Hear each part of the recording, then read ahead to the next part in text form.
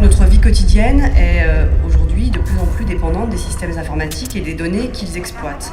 Données médicales, données bancaires, données professionnelles.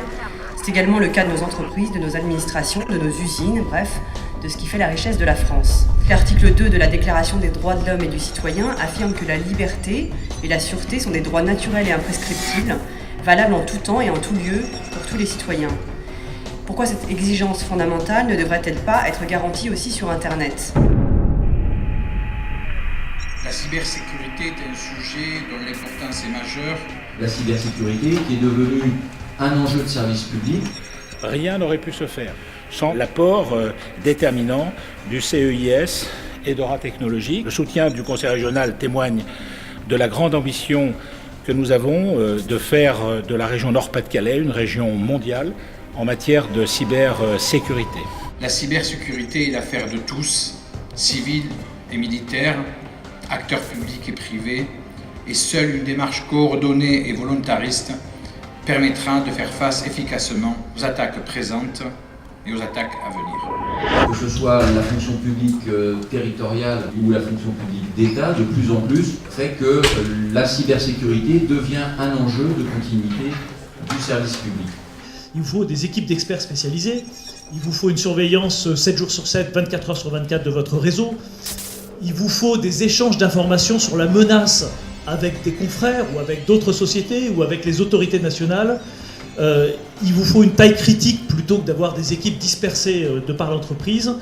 Et finalement, combien d'entreprises ou de services publics peuvent faire tout ça tout seuls ? Parce que derrière cette résilience numérique, il y a mutualiser, évidemment mutualiser, il y a réduire les coûts, il y a partenariat public-privé. Il faut fédérer ces acteurs. Les effets de mutualisation peuvent jouer pour les collectivités pour se regrouper et avoir de la vidéoprotection à des coûts moins importants. On n'a plus le choix. On n'a plus le choix. Face à ces crises-là, il n'y a pas des protocoles figés qui permettent de répondre à ces crises. C'est fini ça, je pense. Il y a ce qu'on appelle une force de réflexion rapide, et dans cette force de réflexion rapide, il y a le RSSI. Un effort de réunification des normes, de simplification, d'adaptation et de mise en cohérence est donc nécessaire, tant au plan national qu'au plan international. La localisation des données, c'est important. Si les données sont hors de l'Union européenne et au surplus dans un pays qui n'est pas considéré par la Commission européenne comme un pays ayant un niveau de protection adéquat, il faut aviser également le client. Le problème qui se posait aussi, c'est les impacts du Patriot Act et puis de FISA qui permettent d'aller jusque dans les data centers avant chiffrement. Aux États-Unis, c'est devenu quasiment impossible d'héberger des données sans que l'État mette le nez dedans, ou puisse mettre le nez dedans à n'importe quel moment, ce qui est relativement insupportable, même pour les Américains, puisque la petite anecdote, c'est que Microsoft est hébergé au Canada.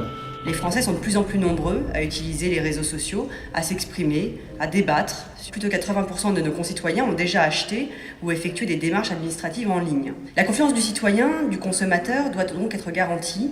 Il faut pouvoir donner le choix aux usagers.